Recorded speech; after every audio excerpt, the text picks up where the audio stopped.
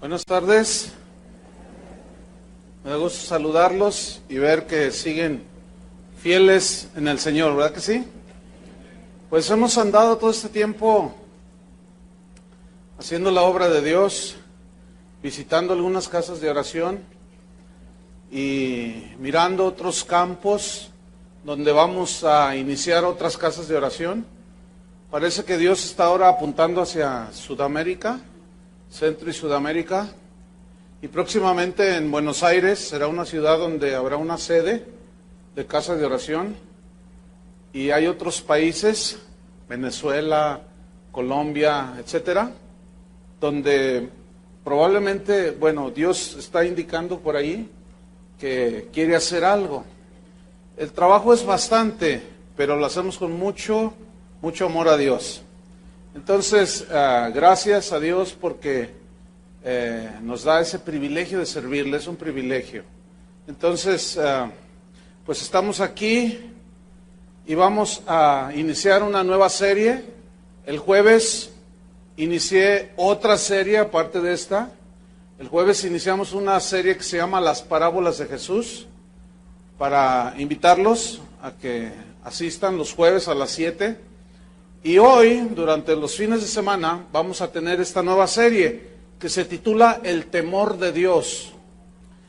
Y el tema número 1 de esta serie se titula ¿Cómo vencer el temor? ¿Cómo vencer el temor? Y yo quiero invitarlos a que abran su Biblia en 1 de Juan 4:18. Pone una seña ahí, 1 de Juan 4:18 y Job 28:28. Así es que los hermanos en Sudamérica les mandan saludar. Me preguntaron que qué son los tlacoyos. Y ya tenía yo problemas si enseñarles lo que eran los tlacoyos, las tortas y las no sé cuánto. ¿Vitamina qué, Toño? ¿Té? O si predicarles la palabra, pero... Bueno, me decían, no, entendemos que es comida, pero ¿cómo es? Le digo, ni yo los conozco. Me imagino que es algo por allá por el Estado de México, ¿no? ¿Sí? ¿Esos son los tlacoyos? De Veracruz y todo eso, Veracruz, bueno. 1 de Juan 4:18. Y también vamos a leer Job 28:28. 2 versículos. Primero leamos 1 de Juan 4:18. Y dice así: en el amor no hay temor, sino que el perfecto amor echa fuera el temor, porque el temor lleva en sí castigo, de donde el que teme no ha sido perfeccionado en el amor. Ahora vamos a Job 28:28. Y dice así: y dijo al hombre, he aquí que el temor del Señor es la sabiduría, y el apartarse del mal, la inteligencia. Si ponemos atención a estos dos textos, vamos a notar que hay dos usos distintivos del vocablo temor. Uno es negativo y el otro es positivo. El uso negativo que la Biblia menciona acerca del temor es el que lleva castigo en sí mismo, donde aquí temor se refiere a la angustia en el ánimo de una persona. Se refiere al temor que sentimos los seres humanos a sufrir circunstancias adversas, eventos trágicos. Tenemos temor, miedo a sufrir situaciones que nos dañan, situaciones, circunstancias peligrosas, arriesgadas. Todo esto produce temor en la vida del ser humano. Y el lado positivo del temor es el temor a Dios, el de Job 28. Que básicamente el temor a Dios es un respeto profundo a Dios. Es un darle honra por su grandeza, un reconocimiento y adoración por su amor. Es darle reverencia a Dios, respeto por su santidad. Job dijo, he aquí el temor del Señor es la sabiduría. Entonces notamos que tiene dos implicaciones la palabra temor, una positiva y otra negativa. La palabra que se traduce temor en 1 de Juan es la palabra phobos.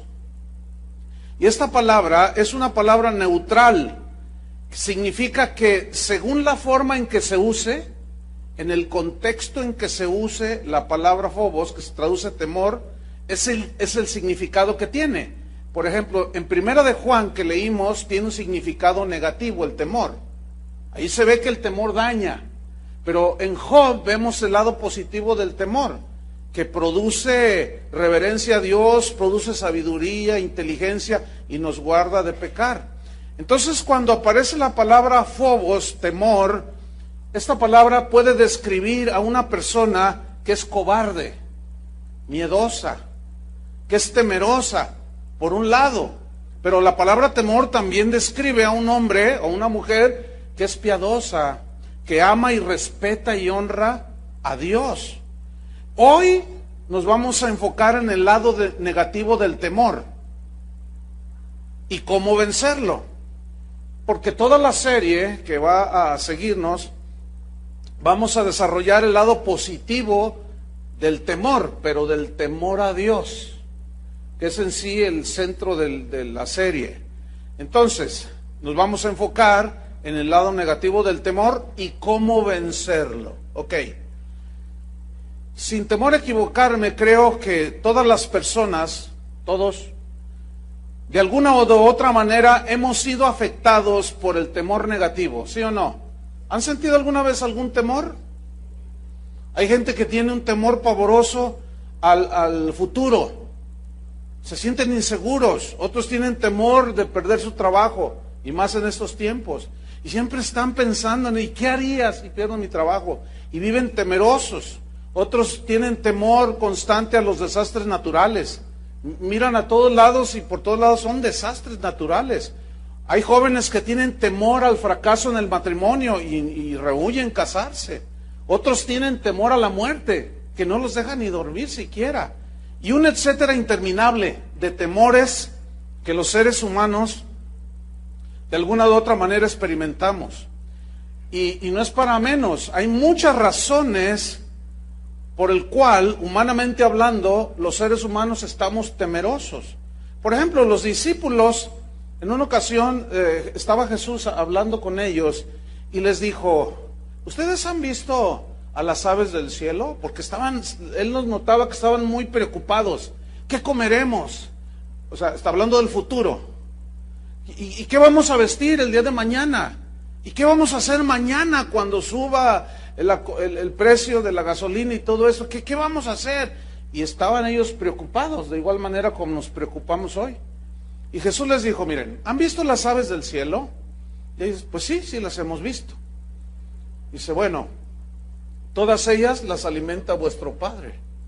Hoy en la mañana que venía por Lázaro Cárdenas, vi un espectáculo que pocas veces he visto aquí dentro de la ciudad. Lo que sucede es que había una parvada, no sé si eran millones, no sé cuántos los vieron en la mañana, una parvada de pajarillos, de esos negros.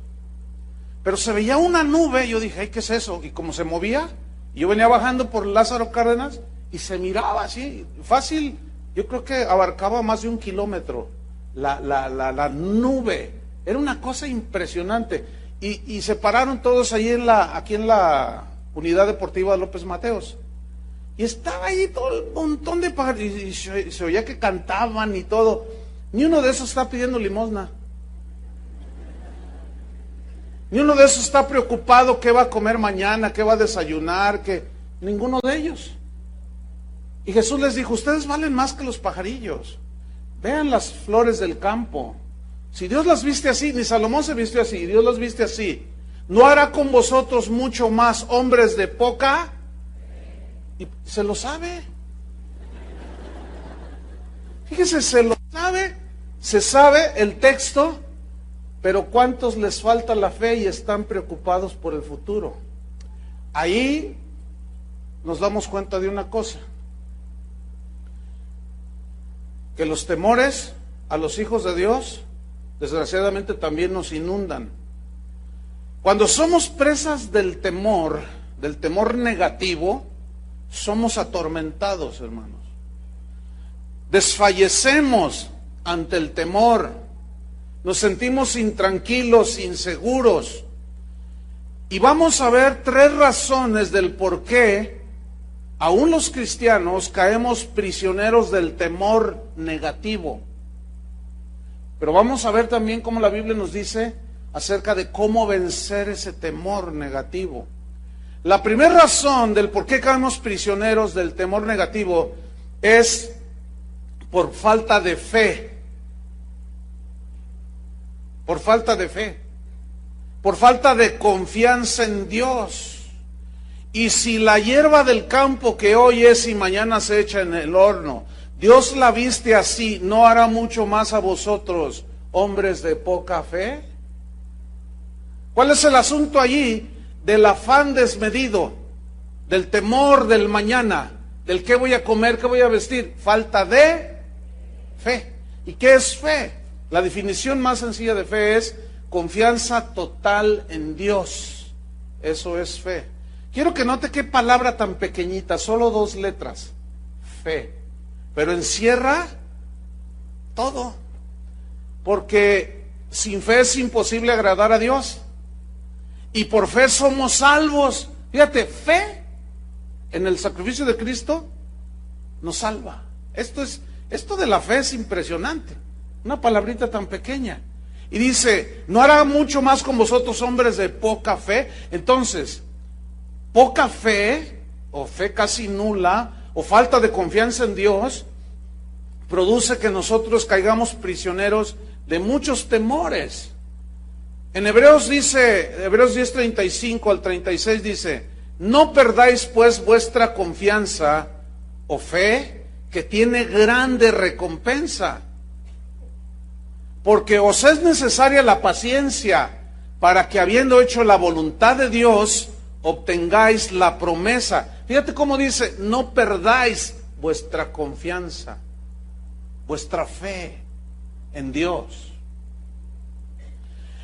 Otra razón es que el temor negativo es consecuencia o viene como consecuencia de la desobediencia a Dios, de la desobediencia a la palabra de Dios. Y otro es la rebeldía hacia Dios. Deuteronomio 28, vaya abriendo su Biblia. No lo vamos a leer todo el capítulo, son bastantes versículos. Pero Deuteronomio 28, usted lo va a hacer una tarea. ¿Le dejo una tarea? ¿Sí, lo va a hacer? Para que vea lo que sienten sus hijos. Ok, hoy en la tarde o antes de dormirse, usted va a leer Deuteronomio capítulo 28. ¿Sí? No lo podemos leer todo, es bastante. Tiene casi 70 versículos. Ok. Los primeros 14 versículos que usted lea le van a gustar. Usted se va a sentir súper bendecido.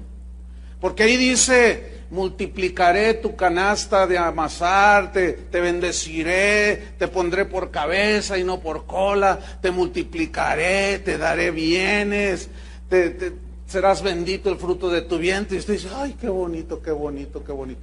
El problema con esos 14 versículos que a todos nos gustan es que el versículo 1 casi nadie le pone atención, porque el requisito para recibir esas bendiciones es obediencia. Digan todos obediencia. Ese es el requisito. Todo el mundo quiere las bendiciones de Dios, pero pocos están dispuestos a obedecer a Dios, ¿verdad? Pero del versículo 15 hasta el 60 y pico, habla de las consecuencias de la desobediencia. Y yo quiero que ponga mucha atención a los versículos que vamos a leer de Deuteronomio 28, que son el 65, 66 y 67. ¿Por qué le digo que ponga mucha atención? Le voy a explicar por qué antes de leerlo. Porque es muy probable que al estar leyendo estos versículos, Dios le vaya a responder a usted el por qué está usted viviendo una vida de constante temor. Puede ser que en la explicación anterior de la falta de fe, algunos estén en esa situación y por eso están llenos de temor. Pero otros puede ser por causa de rebeldía y por causa de desobediencia a la palabra de Dios. Deuteronomio 28:65 está hablando de las consecuencias de la desobediencia. Y estas, fíjense lo que producen, versículo 65. Y ni aún entre estas naciones descansarás, ni la planta de tu pie tendrá reposo, porque allí te dará Jehová corazón, ¿qué? Temeroso. ¿Y por qué Dios te va a dar corazón temeroso? Porque desobedecemos la palabra de Dios. Cuando un cristiano entra en desobediencia, su corazón empieza a sentirse inseguro. Y empiezan a llegar un montón de temores por todos lados, por desobediencia. Dice, corazón temeroso y desfallecimiento de ojos. Significa que aunque quieras dormir no vas a poder. Qué triste situación. Y tristeza de alma. Hoy se conoce como depresión. Imagínate, tristeza de alma. Que te levantas y no quieres ir a trabajar, no quieres ir a la escuela, no quieres mucho menos orar, leer la Biblia, olvídate. Estás todo temeroso, triste, desfalleciente. ¿Por qué? Tal vez Dios te esté diciendo por qué. Versículo 66. Y tendrás tu vida como algo que pende delante de ti. O sea, que estás tan inseguro que dices, ay, si me muero, sientes como que la muerte está muy próxima. Que todo se puede terminar en un momento. Dice, sigue diciendo, y estarás temeroso de noche y de día. Qué situación tan más lamentable.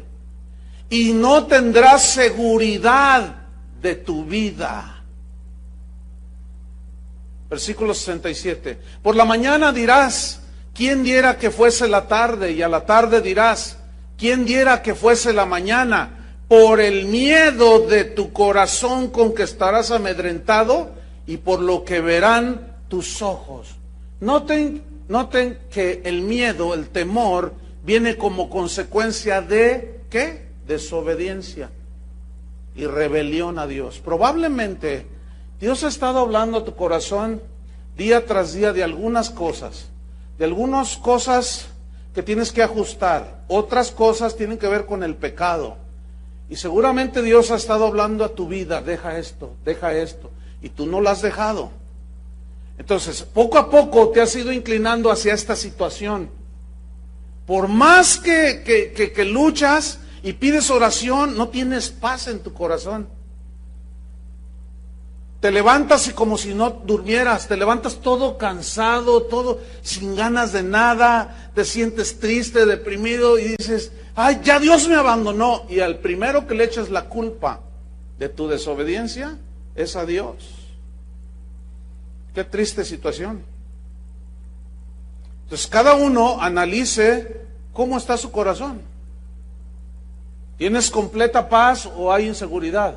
Hay temores, miedos. Por otro lado, el temor negativo tiene otro aspecto. Negativo, por supuesto. Y es que el temor es contagioso. ¿Se acuerdan cuando el asunto de esa gripe influenza? ¿Cómo había un montón de medidas de higiene para prevenir el contagio de esa gripe agresiva? Y que lávese las manos y que no le salude y que de mano a la persona y láveselas cada rato y póngase antibacterial y no le dé beso y quién sabe cuánta cosa. Todo para prevenir ¿qué? El contagio. Ahora, cuando usted habla con una persona, que seguramente ha hablado con alguna, si es que usted no es el que está en esa situación, y usted habla con una persona que está insegura, no tiene paz, no está descansada, no siente la seguridad aunque viene a la iglesia, y está toda así, mira, de mírame y no me toques. Y empieza a hablar con usted. Si usted no está firme y usted no le habla con la palabra y ubica a esa persona en la palabra de Dios, lo va a contagiar. Y al rato va usted con la otra comadre, ay, fíjate que vino la hermanita Cholita y me dijo que fíjate, ay, sí es cierto, ay, ay, Dios mío, Dios nos ampare, ay, pero es que ya no sabe uno ni qué hacer. Y empiezas con una de temores y se te contagió. Tú ibas caminando bien en los caminos de Dios, pero vino un desobediente o un rebelde o un falto de fe y te contagió. Y empezaste a hablar igual que él, con falta de fe, en rebelión. Sí, ahí dice, pero ¿a poco que no sé cuánta cosa? Y te comenzaste a rebelarte. En ese momento entraste en una situación bien peligrosa, de desobediencia y de rebeldía, y de falta de fe. Y los temores comenzaron a llegar. Y empezaste a decir, ¿y si me corren del trabajo?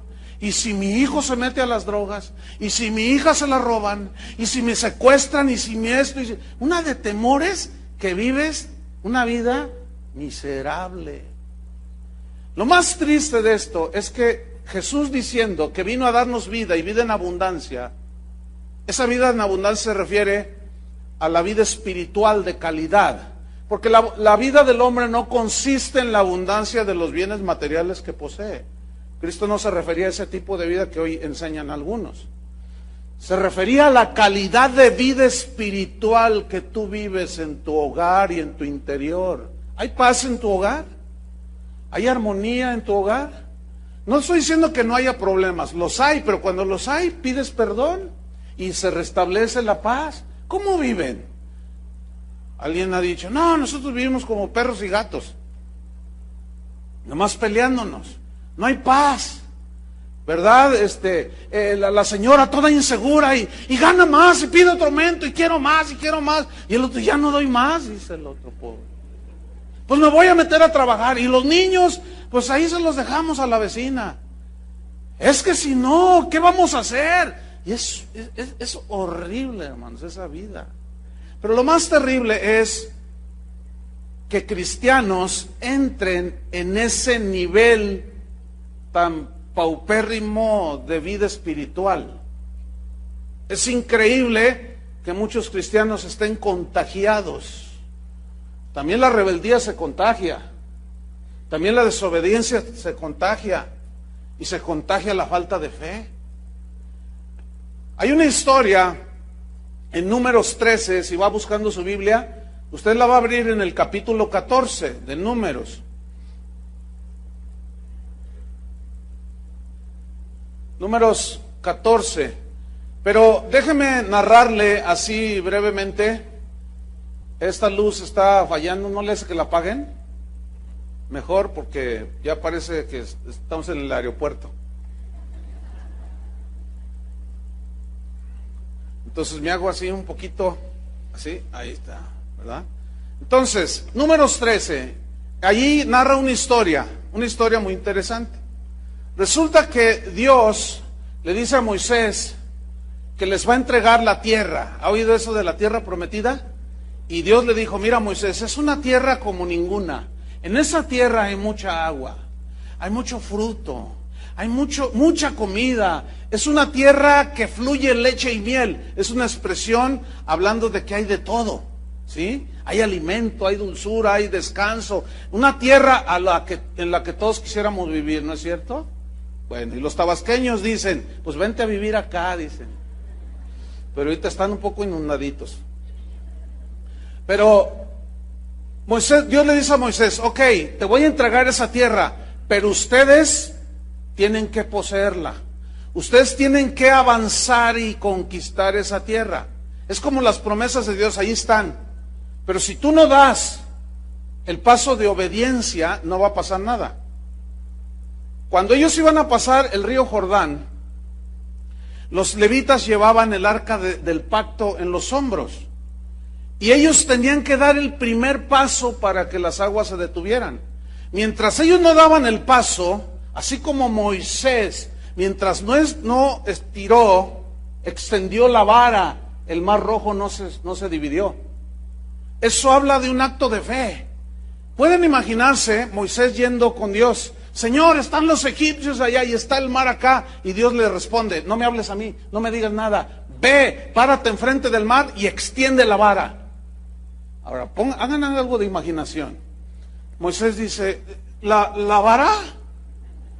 Bueno, así no dice, así no dice la Biblia, pero imagínenselo, diciéndole a Dios, que le haga así y se extiende y se abre. Sí, eso es lo que te estoy diciendo. Pero Señor, es que eso va en contra de mi razón. Moisés no discutió con Dios, y ese es el problema con nosotros. La Biblia dice, la mujer sométase al marido, y ahí están las señoras, ¿pero por qué? ¿Pero por qué? Y por eso hay tantas broncas en tu familia. Pues el hogar está de cabeza. Entonces Moisés, ¿qué hizo Moisés? Va y se para enfrente del Mar Rojo, extiende la vara. Mientras no la extendió, mientras que los levitas no dieron el paso de obediencia en fe, no pasó nada. Y así están muchos de ustedes, saben muchos versículos de la Biblia, saben muchas cosas de Dios, pero no obedecen, no tienen plena confianza en Dios, no dan el paso de obediencia y no sucede nada. Por eso están estancados algunos. Entonces, finalmente Moisés escoge a 12 y los envía. Reconocen la tierra. Dice la Biblia en el capítulo 13 que trajeron una prueba de los frutos que había ahí en la tierra. Dice que trajeron unos racimos de uvas. Eran tan grandes que tuvieron que ponerlos en garrotes, en palos, y los trajeron así en el hombro. Entonces dieron el reporte y dijeron, es una tierra maravillosa, fluye leche y miel, hay mucha agua, hay muchas cosas preciosas, la tierra está maravillosa, pero había unos gigantes. Y esos gigantes nos miraban y nosotros nos sentíamos como langostas. Y dijimos, no, esta tierra estará muy exquisita, pero nos van a hacer polvo. Y empezaron a dar el reporte a Moisés y el pueblo escuchando, Entonces Josué y Caleb dijeron algo diferente, el reporte de ellos era diferente. Ellos dijeron, sí, es cierto que hay gigantes, pero Dios está con nosotros, nos entregó la tierra, Dios está con nosotros y nosotros podemos más que ellos. Y los otros, pero no, es que si vamos, nos van a hacer polvo. Y estaba ahí, fíjense, la rebeldía, la desobediencia, el temor estaba siendo contagiado en toda la congregación de Israel. Y vamos a ver el capítulo 14, ¿qué sucedió? Porque decían, no, sí es muy buena la tierra, pero es tierra que traga a sus moradores. Entonces la gente, mira lo que hicieron en el capítulo 14, versículo 1. Dice, entonces toda la congregación gritó y dio voces, y el pueblo lloró aquella noche. Ahí estaban todos llorando, fíjate nada más. Y se quejaron contra Moisés y contra Aarón, todos los hijos de Israel. Y les dijo toda la multitud, ojalá muriéramos en la tierra de Egipto o en este desierto, ojalá muriéramos. No, qué pueblo de Dios tan más victorioso. Ojalá muriéramos, decían. ¿De qué sirve haber salido de Egipto? Fíjate el versículo 3. ¿Y por qué nos trae Jehová a esta tierra para caer a espada? Fíjate, le están atribuyendo a Dios. ¿Por qué Jehová nos trae a esta tierra para caer a espada? Y que nuestras mujeres y nuestros niños sean por presa. Y preguntaban, ¿no sería mejor volvernos a Egipto? A mí me preocupa mucho cuando escucho cristianos que dicen, pastor, no sé qué me pasa, estoy desconcertado, porque antes de que yo me hiciera cristiano yo estaba mejor, dicen. Pues regrésate. Si estabas mejor, ¿qué estás haciendo acá? Lo que pasa es que ellos, cuando dicen yo estaba mejor, ellos enfatizan y se refieren a que tenían más dinero y más bienes materiales. ¿Esos están mejor? Pregúntenle al narcotraficante que acaban de agarrar, a la Barbie. Ese tenía todo el dinero del mundo. ¿Estaba mejor que nosotros? Hermanos, ese es el punto, que muchos nada más piensan en lo terrenal y no piensan en las cosas que realmente tienen validez, que es lo espiritual. Entonces decían, no sería mejor volvernos a Egipto, versículo 14:4. Y decían el uno al otro, designemos un capitán. Mira, si para eso sí que eran bien ordenados. Vamos a designar un capitán y volvámonos a Egipto. Entonces Moisés y Aarón se postraron sobre sus rostros delante de toda la multitud de la congregación de los hijos de Israel. Versículo 6. Y Josué, hijo de Nun, y Caleb, hijo de Jefone, que eran de los que habían reconocido la tierra, rompieron sus vestidos y hablaron a toda la congregación de los hijos de Israel diciendo, la tierra por donde pasamos para reconocerla es tierra en gran manera buena. Mira, hermano, las riquezas espirituales que Dios nos ofrece son en gran manera buenas. Son las cosas que no se pueden comprar con dinero, como la paz. ¿Sí o no? La seguridad en Cristo, eso no se puede comprar. Es bueno en gran manera. Y esa tierra, ellos la estaban despreciando por miedosos, porque no querían dar el paso de fe porque vieron gigantes. Entonces dice, esa tierra es en gran manera buena. Versículo 8. Si Jehová se agradara de nosotros, Él nos llevará a esta tierra y nos la entregará.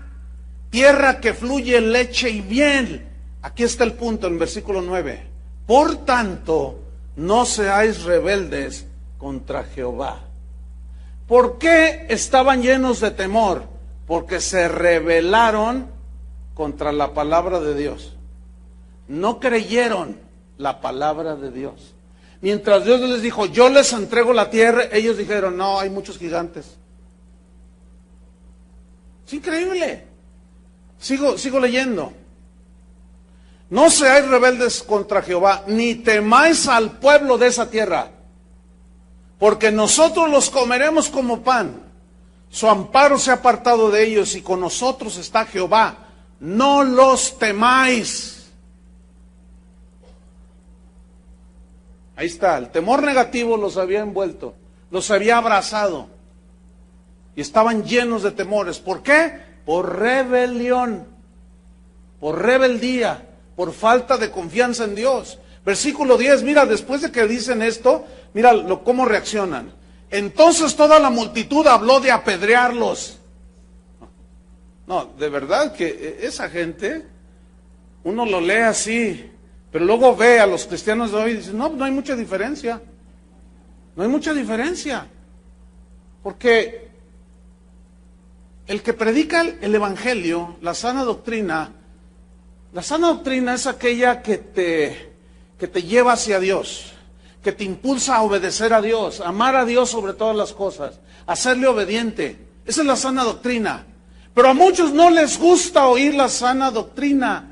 Les gusta oír cosas que alimentan su ego y que les enseñan a obtener las cosas de este mundo. Entonces, cuando viene la verdadera riqueza espiritual que alimenta, te dicen de todo. Y aquí hablaron de apedrearlos. ¿Por qué los iban a apedrear?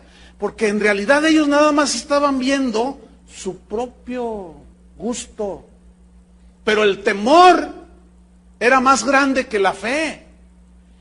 Y eso los llevó a rebelarse y a la vez era un círculo vicioso. Es muy probable que la condición en la que algunos de ustedes estén, de intranquilidad, de insatisfacción, sea producto de la desobediencia. Porque leen la Biblia, oyen la palabra de Dios, estudian inclusive la palabra de Dios y no la ponen por obra. O sea, nada más se queda en el terreno del conocimiento. Ya veremos un poquito más adelante eso. Entonces hablaron de apedrearlos. Pero la gloria de Jehová se mostró en el tabernáculo de reunión a todos los hijos de Israel. Y ni así, fíjate. Ahora, fíjate el versículo 11. Y Jehová dijo a Moisés, mira lo que le dijo, pon atención. ¿Hasta cuándo me ha de irritar este pueblo? ¿Qué sucede cuando alguien que dice que es su hijo desobedece a Dios? Mira, te lo voy a responder con esto. Cuando tú le dices a tu hijo una vez, 2 veces, cierta orden y no la hace, ¿cómo reaccionas tú? Con enojo, ¿no es cierto? Y con molestia. Es la tercera vez que te lo dije, y ya. ¿Sí o no? Bueno, si un padre, ¿qué padre es aquel que su hijo no disciplina? ¿Cuánto más Dios? A sus hijos. Entonces, ¿qué está diciendo Dios? ¿Hasta cuándo me ha de irritar este pueblo?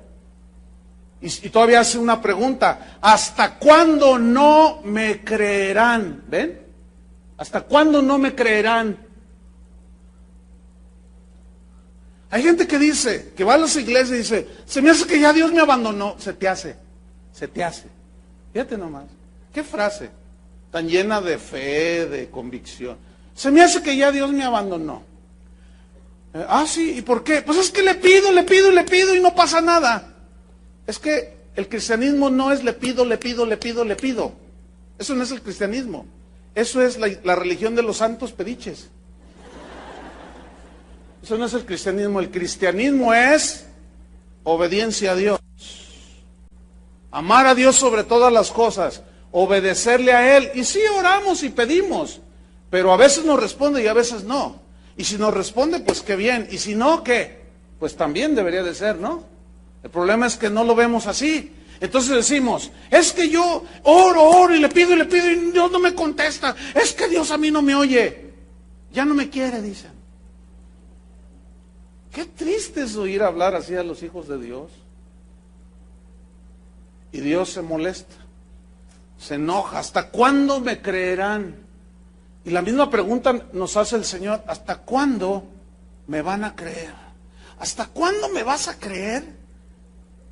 Que si no respetas a tu esposa, yo no escucho tus oraciones. ¿Qué nos dice eso, Pedro? Que trates bien a tu esposa para que tus oraciones no tengan estorbo. Entonces, como las oraciones no llegan, pues no hay nada. Y tú te sientes todo y ay, Dios mío, ¿hasta cuándo me vas a creer? Te dice el Señor. ¿Hasta cuándo? ¿Hasta cuándo me vas a creer que dejes de estar coqueteando con el pecado? ¿Hasta cuándo me vas a entender? ¿Hasta cuándo me vas a creer? ¿Hasta cuándo me vas a creer que yo estoy contigo todos los días hasta el fin del mundo? ¿Hasta cuándo me vas a creer? Pero es que no te siento. Es que el cristianismo no es de sentir. El cristianismo es de fe, de creer y obedecer. Eso es el cristianismo, hermanos. Y Dios estaba enojado. Pero fíjate lo que dice al final. Con todas las señales que he hecho en medio de ellos. O sea, esto me prueba una vez más lo que yo les enseño constantemente, enfatizándole. ¿Por qué enfatizo esto? Que los milagros no convierten a nadie. Tampoco los milagros cambian a nadie. Tampoco los milagros producen fe en nadie. Lo que produce fe, lo que salva, lo que transforma, es la palabra de Dios. ¿Sí o no? Aquí ellos habían pasado el Mar Rojo. ¿Alguno de ustedes ha pasado Chapala por tierra seca? O los baches aquí de Guadalajara, que están llenos de agua. A ver, den el paso de fe y que sea. ¿Alguna vez han pasado Chapala así como por tierra seca? No. Fueron unos cuantos que experimentaron un milagro maravilloso. Y luego están enfrente de la tierra y tienen miedo. Ya Dios nos dejó. Mejor nos vamos a Egipto. ¿Qué hombres de poca fe? Y luego, déjame decirle así entre paréntesis. Al final de la reunión, espero entiendan lo que voy a decir. No vengan conmigo para que ore por ustedes. No voy a orar por ustedes. No, es que no es de oración aquí. ¿Entiendes? ¿De qué se trata? ¿De qué es aquí? De obediencia.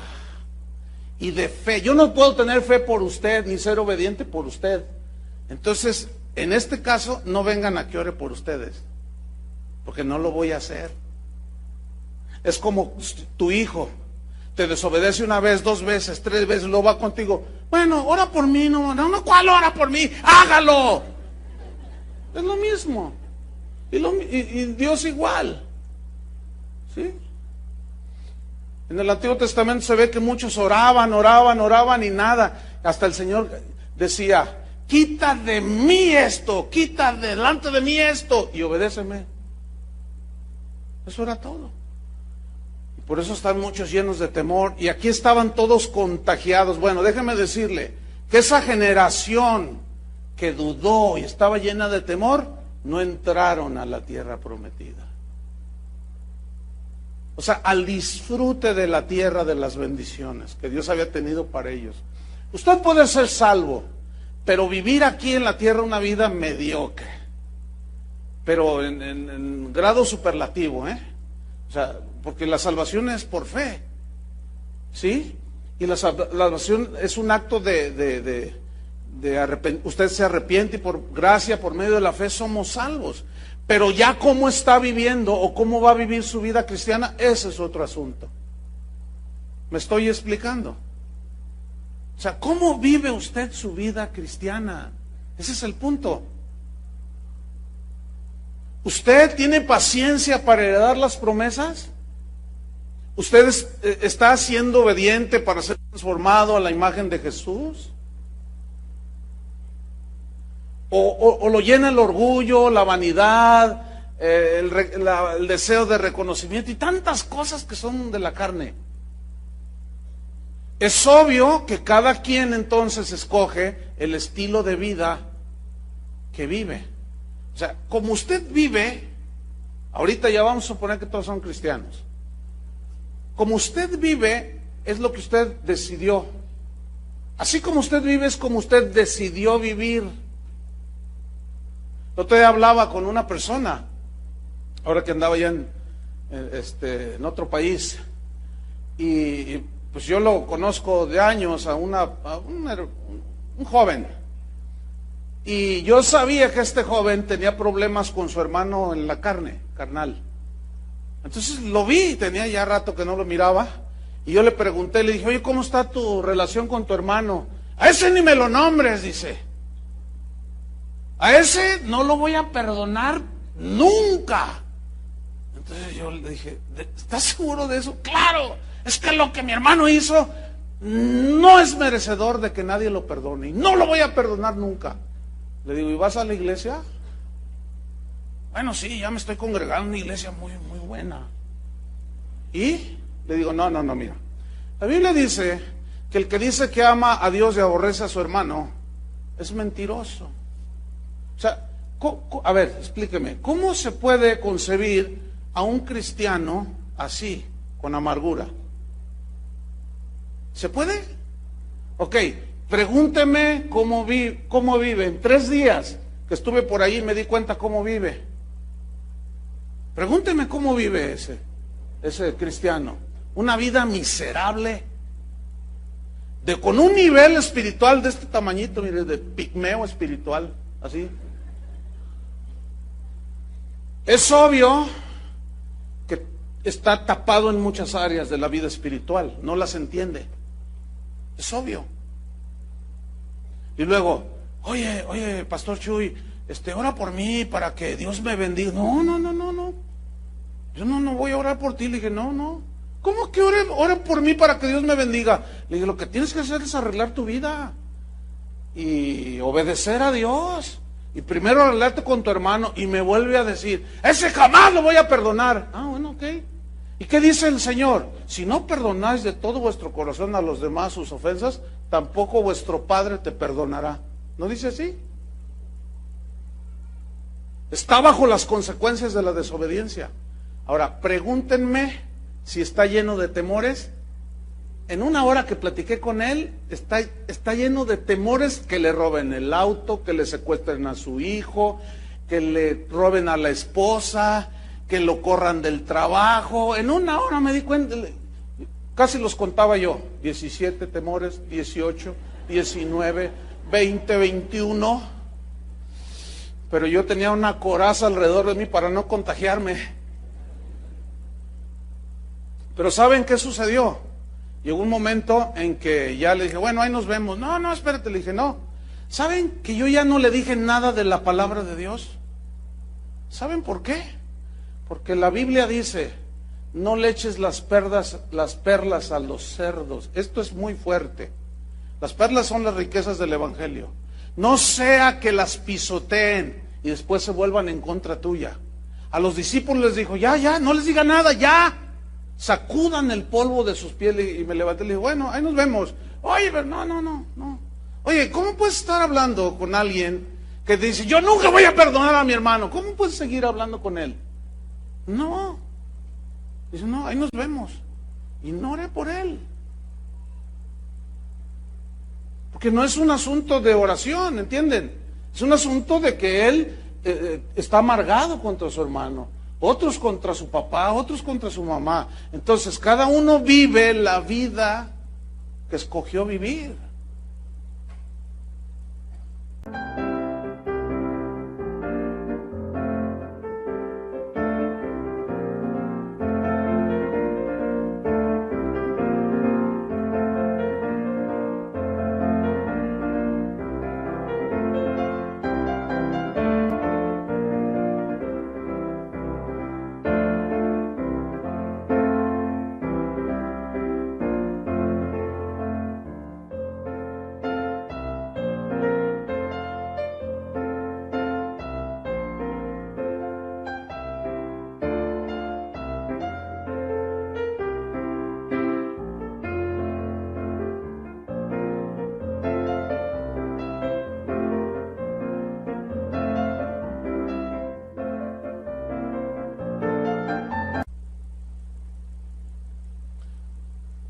Pero hay algo tremendo en el temor negativo.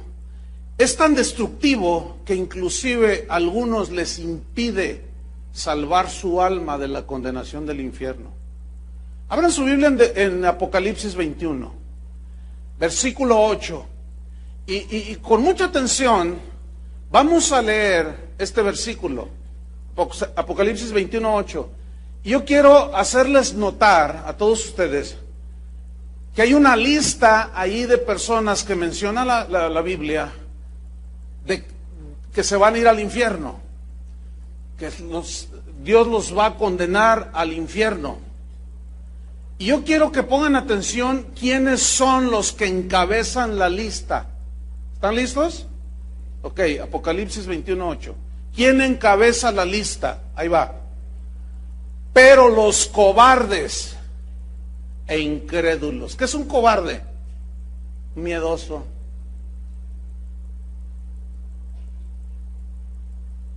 Hay algunos que tienen miedo a decirle a su compadre que ya son cristianos. Otros tienen miedo de que su esposa sepa que ya se hicieron cristianos. No, me corre, me golpea con la cacerola. Otros dicen, no, si mi papá sabe que yo me hice cristiano me va a desheredar, yo no le voy a decir nada. Escuchen bien, Jesús dijo, cualquiera que me confesare delante de los hombres, yo le confesaré delante de mi Padre. Y cualquiera que se avergüence de mí y me negare delante de los hombres, yo también me voy a avergonzar y lo voy a negar. O sea, el temor, fíjate bien, porque hay temor de decir que eres cristiano y de vivir la vida cristiana y de decirles a tus amigos en la universidad o a tus vecinos que sepan que eres cristiano. Son temores de que me van a ofender, se van a burlar, me van a decir cuánta cosa. Temores. Pero los cobardes, y luego dice, incrédulos. ¿Qué es un incrédulo? Que no cree, que nunca tuvo confianza en Dios.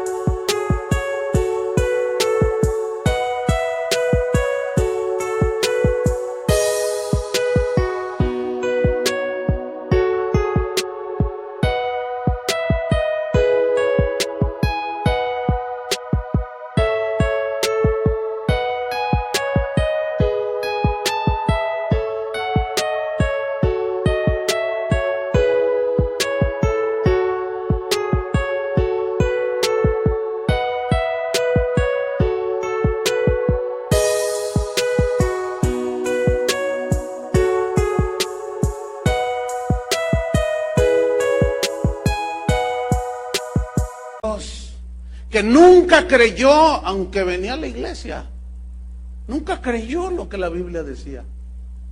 Pero los cobardes e incrédulos, y luego sigue la lista, los abominables, los homicidas, los fornicarios, los hechiceros, los idólatras y todos los mentirosos tendrán su parte en el lago que arde con fuego y azufre, o sea, el infierno. Ahora, lo que me llamó la atención a mí de este versículo es que la lista la encabezan los que no tienen confianza en Dios, los que no creen y los miedosos, los cobardes. Entonces, el miedo, ¿hasta dónde nos puede arrastrar? Ahora bien, aquí entramos en lo que realmente nos interesa a nosotros ahora. ¿Cómo vencer el temor negativo? ¿Cómo vencerlo? Porque es muy probable que muchos estemos envueltos ya en estos temores. Y la pregunta es, ¿cómo vencer todo esto? ¿Cómo vencer ese desasosiego que siento, esa intranquilidad, esa inseguridad, ese temor de qué voy a hacer mañana? El país está en quiebra y el negocio a lo mejor lo cierran, la empresa, voy a perder mi trabajo. ¿Qué voy? Uy, hermanos. ¿Saben? El mundo, Jesús dijo que los hombres, cuando vean las potencias de los cielos, las señales en el sol, en la luna, dice, los hombres desfallecerán por el temor en sus corazones. O sea, en realidad, miras alrededor y no está para menos, ¿eh? El asunto aquí, en que la diferencia entre ustedes que están aquí y los que están afuera, que no son creyentes, la gran diferencia es que tú eres creyente. Bueno, eso se supone, ¿o no? Vamos a creer que sí son. Ok. Entonces, ¿qué hay que hacer? Ok, yo creo, pero tengo miedo. Tengo temores. Tengo miedo de que mi hijo se vaya a las drogas, de que mi hija la secuestre el mochaorejas. Tengo miedo de todo. Y como tengo miedo de todo, celo al marido, celo a la esposa. A mis hijos los tengo aquí, no te me muevas de aquí porque te roba el chamuco y el chupacabras te chupa la sangre. Tienes temor de todo, hermanos. Déjenme decirles algo. ¿Saben que en Centroamérica y parte de Sudamérica hace años ya que es muy común que secuestren pastores? ¿No sabían eso? Bueno, ya ahora ya lo saben. Bueno, ya está llegando acá a México. ¿Y saben cuál es la onda con los delincuentes? Que dicen, a ver, ¿cuánta gente tiene? No, pues que se cooperen entre todos. Así le hacen, no, eso es en serio. Y ya ha habido secuestros, hermanos. En la Ciudad de México acaban de secuestrar al hijo de un pastor. Dice, ¿cuánta gente tienes? Por cabeza 1,000 pesos. Y claro, los pastores, ¿de qué creen que platicamos el otro día? Oye, ¿ya sabes que están secuestrando? Sí, ya lo sabía. Una vez en Guatemala, llegué a una iglesia a predicar, iba en el auto con el pastor, y cuando llegamos, yo pensé que habíamos llegado a la comisaría, porque estaban un montón de vigilantes, escúcheme bien, con AR-15, con cuernos de chivo así. Yo le dije, oye, ¿qué es aquí? Aquí en la iglesia, hermano. Le dije, ¿aquí en la iglesia? Y lo dice, no, hermano, es que a lo mejor tú no estás informado, dice. Es más, de hecho, yo debo traer una escolta. El gobierno me dice, pastor, tiene que traer escolta. Dice que aquí secuestran, Chuy. Han secuestrado un montón de... Y le estoy hablando de 1995, 96. Bueno, pues ya llegó a México. ¿Cuántos son pastores aquí? Ok. ¿Qué voy a hacer? ¿Qué voy a hacer? Ahí nos vemos, Me voy a ir de aquí. ¿Qué? O sea, esto es algo ya directo. Y luego los gobiernos haciendo leyes que dicen, no, válgame Dios. ¿Qué cuando obliguen a que una pareja de homosexuales vengan a querer casarlos y yo les diga no? Me van a echar a los derechos humanos. Y me van a llamar allá y me van a estar multando. Y entonces, ¿qué? ¿Voy a tener miedo a decir no? Bueno, pues ahí se cooperan, ¿eh? Y se cooperan. ¿Cómo vencer el temor? Porque a fin de cuentas, cuando vivieron los apóstoles, el mismo Jesús, ¿cómo estaba el mundo, hermanos? No era diferente. Y en ese sentido era peor, porque en aquel entonces los mataban. Pero vamos a ver cómo vencer el temor negativo. Abran su Biblia en 1 de Juan 4:15. 1 de Juan 4:15. Aquí está cómo. Aquí está. Dice 1 de Juan 4:15. Todo aquel que confiese que Jesús es el Hijo de Dios, Dios permanece en él y él en Dios. Mira, todo aquel que confiese que Jesús es el Hijo de Dios. Aquí la palabra importante que vamos a estudiar es la palabra confesar. Si tú sales a la calle, te pones a la entrada de un antro, de una disco y le preguntas a la gente, ¿usted cree en Dios? Y dice, claro, claro, claro. En la mañana que salgo, que vengo acá a la oficina o llevo a mis hijos a la escuela, yo voy en mi auto y veo mucha gente que sale de sus casas y todos hacen cosas así, ¿no? Como esta. Y todos, y traen rosarios colgados. Todo el mundo cree. ¿Verdad? Ay, y no sé qué, y me encomiendo a no sé quién. Ok. Tú pregúntale a cualquiera aquí en México, porque según eso, más del 90% es creyente. Bueno, todos te van a decir que sí creen. El problema con esta palabra confesar es que nuestro idioma lo entendemos así como, bueno, yo creo, sí, yo creo, todo el mundo cree. Pero aquí confesar viene de un término griego que significa afirmación rotunda de confianza total en Dios. Eso es confesar. O sea, cuando yo digo, yo creo que Jesús es el Hijo de Dios, estoy diciendo, yo creo que es el único que me salva. Él es mi salvador, Él es mi protector, Él es mi sustentador, Él es mi guía, Él es mi escudo. Ahora, cuando yo digo, Él es mi sustentador, esa confesión es una plena, según el término en griego, es una plena y total y rotunda confianza en Dios de que Él me va a suplir. Yo te he hablado con un hermano aquí en la congregación, 6 meses y no he encontrado trabajo. Y me dice, pastor, pero tengo mucha paz. Dice, Dios sabe que yo he repartido currículums por todos lados, dice. Y sabe una cosa, pastor, dice, tenemos una confianza total en Jesús, una confianza total en Dios.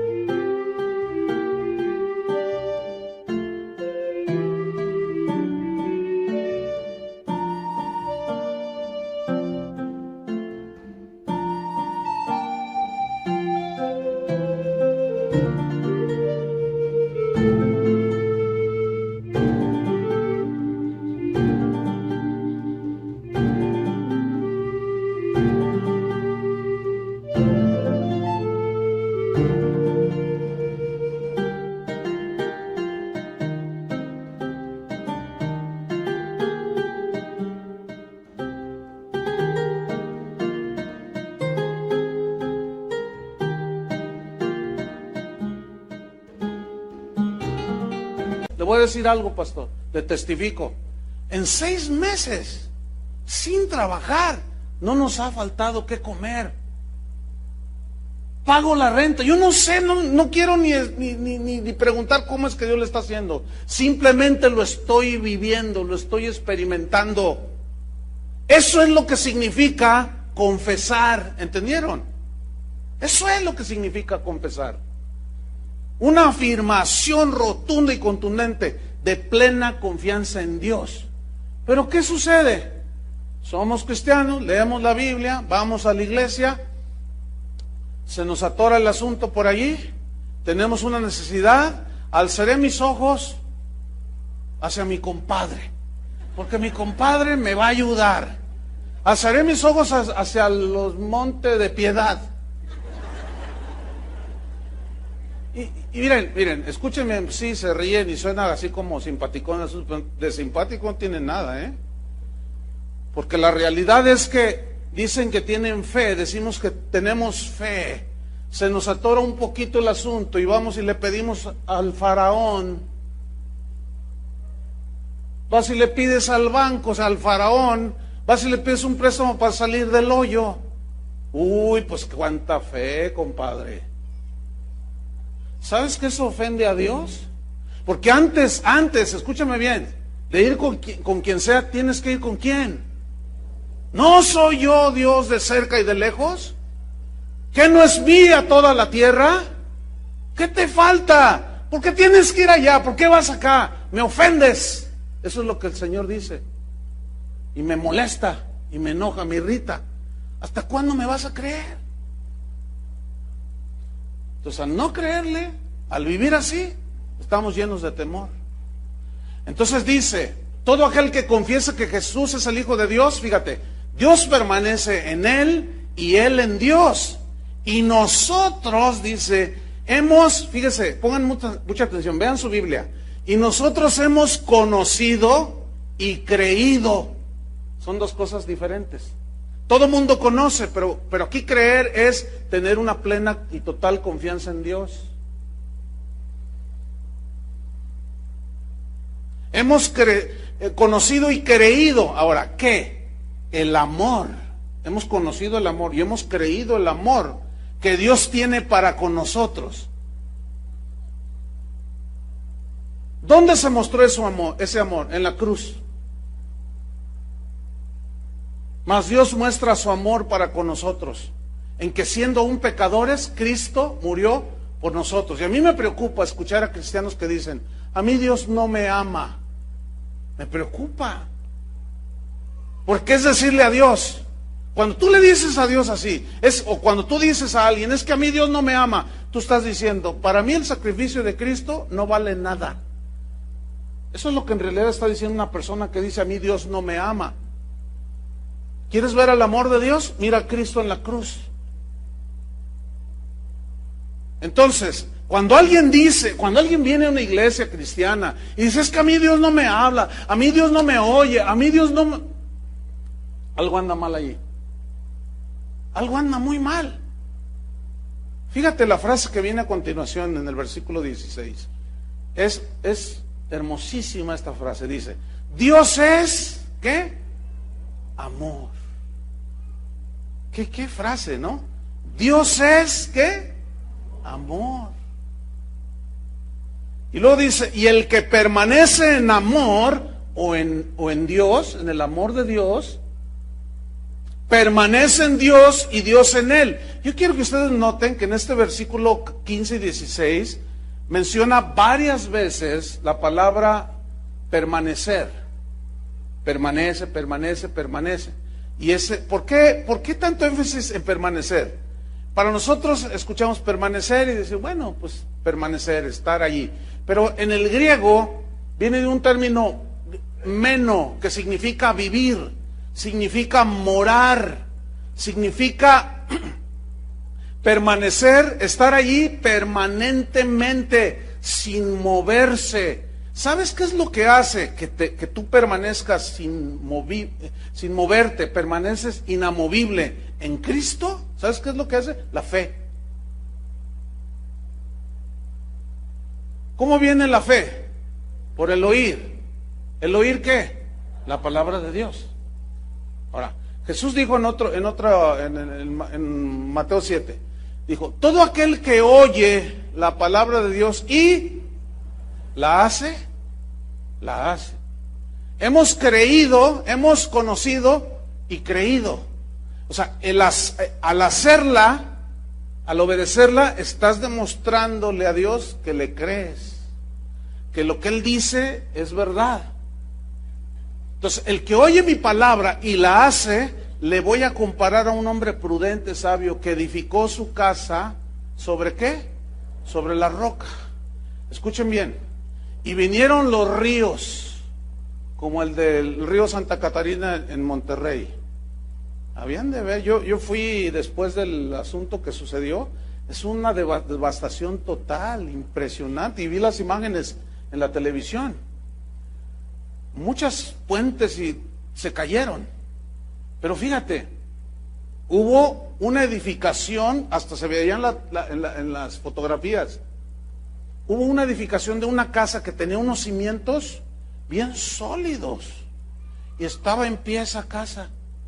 Estaba socavado, pero estaba en pie esa casa. Todo era cuestión de fundamentos. ¿Cómo fundamentamos en nuestra vida cristiana? Obedeciendo la palabra de Dios. Porque vienen los ríos, dan con ímpetu contra aquella casa y no cayó. Permaneció firme y sólida. Pero el que oye la palabra de Dios y no la hace, ¿por qué no la hace? Por rebeldía, por falta de fe, por obstinación, por desobediencia. Oye y no hace, no cree que lo que está diciendo Dios es verdad. Y es un insensato que edificó su casa sobre la arena. Y vinieron los vientos, vinieron los ríos y dieron con ímpetu contra aquella casa y se cayó. Y grande fue su ruina. ¿Qué es lo que nos hace permanecer?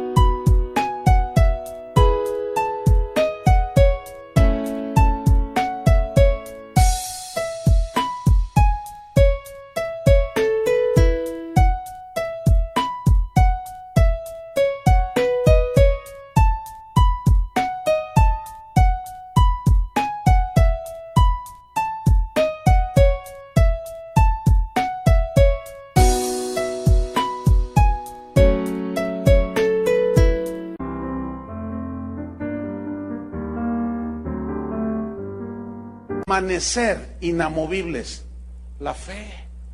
¿Entienden? Y fe es total confianza en Dios. Créanle a Dios.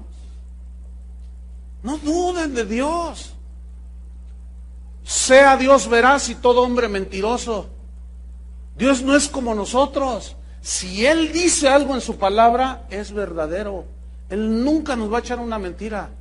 Pero algunos, desgraciadamente, todavía discuten y ponen en tela de juicio la palabra de Dios y la escuchan y dicen, no, bueno, sí, pero no, muy exagerado, muy exagerado.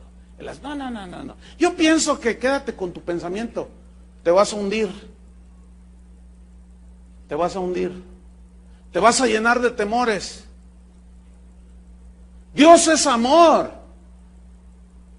Y el que permanece en amor permanece en Dios y Dios en él. Nada te puede tumbar. Con razón Pablo dijo, ¿qué diremos a esto? Si Dios es por nosotros, ¿quién contra nosotros? ¿Quién nos separará del amor de Dios? Tribulación, angustia, persecución, hambre, desnudez, nada. Antes en estas cosas somos más que vencedores. Versículo 17. En esto se ha perfeccionado el amor en nosotros. O sea, el amor de Dios. En eso se ha perfeccionado, ha crecido, hemos madurado, para que tengamos confianza en el día del juicio. ¿Por qué dice que tengamos confianza en el día del juicio? La respuesta está en los versículos, en las palabras que siguen. Porque como Él es, así somos nosotros en este mundo. Jesús es puro y santo. Cuando una persona se arrepiente y lava sus pecados en la sangre de Cristo, ¿cómo nos ve? Santos. ¿Sí o no? Eso dice la Biblia. Entonces, así como Él es, nosotros somos en este mundo. ¿Cómo nos ve Dios? ¿Cómo estamos? ¿Cómo somos? Santos, limpios. Ya nuestros pecados fueron lavados en la sangre de Cristo. Un día vendrá el juicio y no debemos de tener temor a ese juicio final. ¿Por qué? Porque nuestros pecados ya fueron juzgados en la cruz del Calvario. Espero estén entendiendo. Porque de ahí se deriva lo demás. Entonces, miren, para irnos sobre el final, versículo 18. En el amor de Dios, permanecer en Él, no hay temor. No hay temor a la muerte, no hay temor al futuro, no hay temor a los desastres, no hay temor, sino que el perfecto amor de Dios echa, ¿qué echa? Fuera, ¿qué? El temor. ¿Cuál es el punto? Obediencia. Fe, obediencia. Eso te sustenta. Sino que el perfecto amor, o sea, que tú ya sabes que Dios te amó y si nos dio a su Hijo, nos da también todas las cosas. Entonces, cuando nosotros creemos lo que Él nos dice en su palabra, nosotros estamos creyendo que nos lo dice por amor. Y si yo obedezco, permanezco en su amor. Y ese amor a Dios y a su palabra es lo que echa afuera, ¿qué? El temor. Espero estén entendiendo. No vamos a poder avanzar en la serie El temor de Dios si primero no tratamos este punto. Porque ¿cómo vamos a implantar el temor de Dios en los cristianos, el lado positivo del temor, si están llenos de temores? Primero hay que estar libres de temor. Y ahí está ya. Permanecer en Dios, obedecer a Dios, tener confianza plena en Él. El perfecto amor echa fuera el temor porque el temor lleva en sí castigo, de donde el que teme no ha sido perfeccionado en el amor. ¿Cuántos reconocen que necesitamos seguir siendo perfeccionados en el amor? O sea, crecer todavía más. Pero no va a pasar nada, escúchenme bien, si no hacemos como Moisés, dar el primer paso de obediencia en fe. Entonces necesitamos descansar plenamente en el amor de Dios para erradicar el temor negativo de nuestros corazones. El Señor, Pablo decía, no habéis recibido el espíritu de esclavitud para estar otra vez en temor. Hemos recibido un espíritu que nos ha liberado. Si no han recibido el espíritu por el cual clamamos, Abba, Padre. Terminamos leyendo Salmo 121. Abra su Biblia. Entonces, hemos visto cómo el lado negativo del temor destruye. Nos destruye, hermanos. Pero el perfecto amor echa fuera el temor. Y vamos a ver el Salmo 121 para que veamos cómo la fe en la promesa de Dios, en la palabra de Dios, ahuyentan el temor negativo y produce seguridad, confianza en Dios. Salmo 121, versículo 1 dice, alzaré mis ojos, ¿a dónde? A las alturas, a los montes. ¿De dónde vendrá mi socorro? Está buena esa pregunta, ¿no? A ver, yo se las hago ahora. ¿De dónde viene tu socorro cuando estás en una necesidad? De tu compadre, de tu papá, de tu mamá, del gobierno. ¿De dónde viene tu socorro? Bueno, aquí el salmista dice, mi socorro viene de Dios. Pregunto, ¿de dónde viene tu socorro? Bueno, del salmista era Él respondía, mi socorro viene de Dios. No dice que viene del psicólogo, no dice que viene del pastor, no dice que viene del compadre, no dice que viene del Monte de Piedad, no dice que viene del Banco Santander, no dice nada de eso. Ahora, que Dios use a todos esos, ese es otro asunto. Pero ¿de dónde viene mi socorro? ¿Del tuyo? ¿El mío? ¿De dónde viene? Bueno, cada quien tiene una respuesta. ¿Sí? ¿En quién te estás refugiando para esperar el socorro? Bueno, mi socorro viene de Jehová, que hizo los cielos y la tierra. Mira el versículo 3, habla de protección. No dará tu pie al resbaladero, ni se dormirá el que te guarda. Aunque algunos de ustedes están bien dormidos ahorita. Él no duerme. Fíjate qué maravilla, ¿eh? Tú te duermes y pierdes la noción de lo que está a tu alrededor. Dios no duerme. Fíjate lo que dice en el versículo que sigue. El 4, he aquí no se adormecerá ni dormirá el que guarda Israel. O sea, no estará cabeceando así, como algunos de ustedes están cabeceando así. No, Dios no hace eso. Él está despierto. Él no es hombre como nosotros, no es humano. Él no necesita dormir y siempre está al pendiente de sus hijos. Mira lo que dice, Jehová es tu guardador, tu protector, tu cuidador. ¿Quién es Dios? ¿Quién te va a cuidar? ¿Lo que traes colgado aquí en el pecho? Utiliza más la razón, el sentido común. ¿Cómo una cosita de oro, de plata me va a proteger? Digo, sean más inteligentes.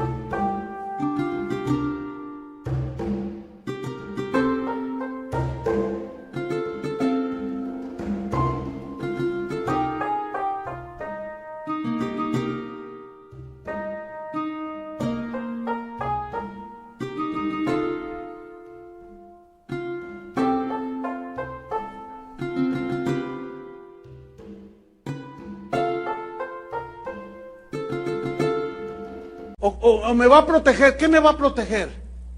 ¿Quién es el que protege a sus hijos? Dios. ¿Qué más dice? Jehová es tu guardador. Jehová es tu sombra, tu mano derecha. ¿Se acuerdan que Jesús dijo, yo estoy con vosotros todos los días hasta el fin del mundo? Esto va de la mano con esa frase. Jehová es tu sombra, tu mano derecha. ¿Cuántos alcanzan a ver que hay una sombra detrás de mí? Que los focos, los que están arriba tal vez la verán mejor. Hay una sombra que está de este lado, ¿no? Pues, o de este también. Ok. Bueno, yo tengo 3 sombras. El Padre, el Hijo y el Espíritu Santo. Fíjese, yo a donde me mueva, así, ¿me sigue qué? ¿Qué me sigue? O sea, no, por más que, pues, sáquese por allá, quítese de aquí, aunque me agache. O sea, todo movimiento que yo hago, mi sombra lo repite, porque yo proyecto esa sombra. Ahora, esa frase, que el Señor es tu sombra, tu mano derecha, tiene una implicación de que así como tu sombra te sigue a todos lados, a donde te vayas y te muevas, así Dios está contigo.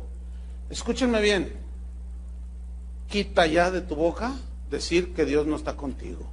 Quita de tu boca, porque estás ofendiendo a Dios gravemente, quita de tu boca decir que Dios no te ama.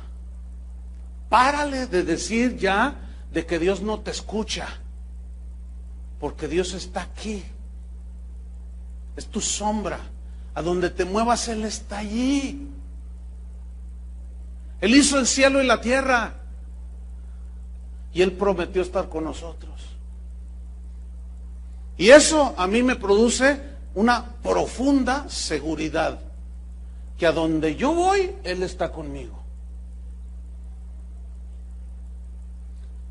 El sol no te fatigará de día ni la luna de noche. Jehová te guardará de todo mal, Él guardará tu alma.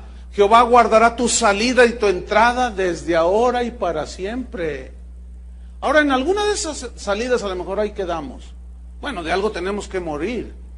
Pero, ¿de cuántos no nos ha librado el Señor? Y para finalizar, Salmo 91, nada más ese versículo, 1. Salmo 91, 1.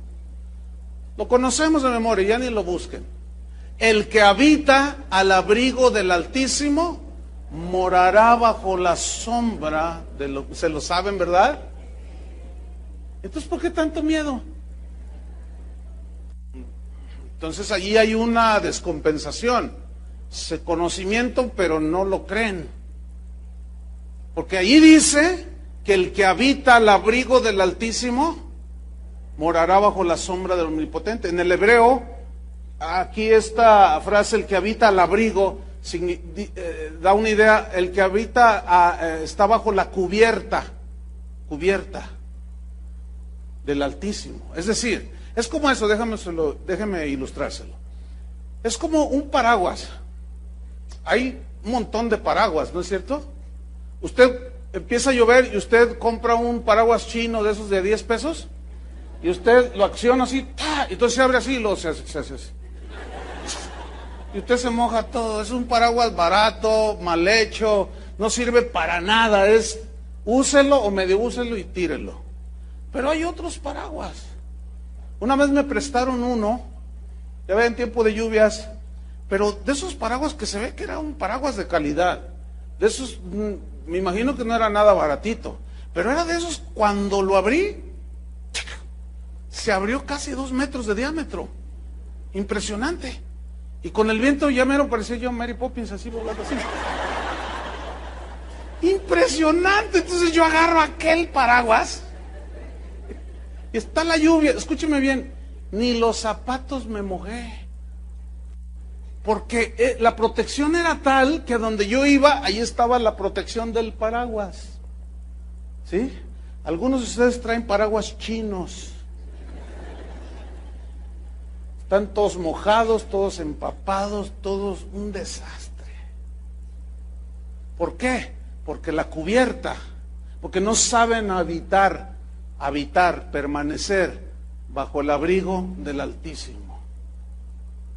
El que habita al abrigo del Altísimo morará bajo la sombra. Ahora ya esa sombra que te protege. Ahora Él ya es el que produce la sombra y te protege. Morará bajo la sombra del Omnipotente. Y diré yo a Jehová, esperanza mía y castillo mío, mi Dios, en quien confiaré. Oremos. Señor, te damos las gracias por tu palabra. Gracias, Señor, porque tú siempre nos hablas, nos consuelas, pero también nos reprendes, nos enseñas para no cometer los mismos errores. Perdona, Señor, nuestra falta de confianza, nuestra falta de fe. Perdona, Señor, nuestra rebeldía, nuestra obstinación. Y constantemente, Señor, nos salimos de la cubierta de tus alas, del abrigo del Altísimo. Porque cuando desobedecemos, cuando no creemos en ti, desconfiamos de ti, nos salimos de tu protección. Y luego vienen los temores. Perdónanos, Señor. Ayúdanos con tu gracia a permanecer en tu amor. Porque el perfecto amor echa fuera el temor. Saca, Señor, todo temor de nuestro corazón, producto de nuestra falta de fe. Pero tenemos que hacer algo, tenemos que obedecer, dar el paso de fe, el paso de obediencia, obedecer tu palabra, Señor. Porque cuando desobedecemos, entramos en una situación tan lamentable, desfallecimiento de ojos, temores, tristeza de alma, tantas cosas, Señor, inseguridad. Ayúdanos, Señor. Somos tu pueblo, pero te honramos cuando te obedecemos. Te deshonramos cuando dudamos de ti, Señor. Limpia, Señor, nuestras rebeliones, nuestros pecados. Fortalécenos, Señor, y aumentanos la fe. Ayúdanos, Señor, con esa fuerza de tu Espíritu que nos impulse a obedecerte, Señor. Produce en nosotros obediencia cuando escuchamos tu palabra, Señor. Fe, confianza en ti, Señor. Para que entonces tu temor, el temor de Dios, pueda ser sembrado en nuestro corazón. Y vivamos en el lado positivo del temor, que es el temor a Dios, el temor a ti, Señor. El respeto, la reverencia, la honra, la confianza en ti, Señor. En el nombre de Jesucristo te damos las gracias, Padre. Amén. Que Dios les bendiga.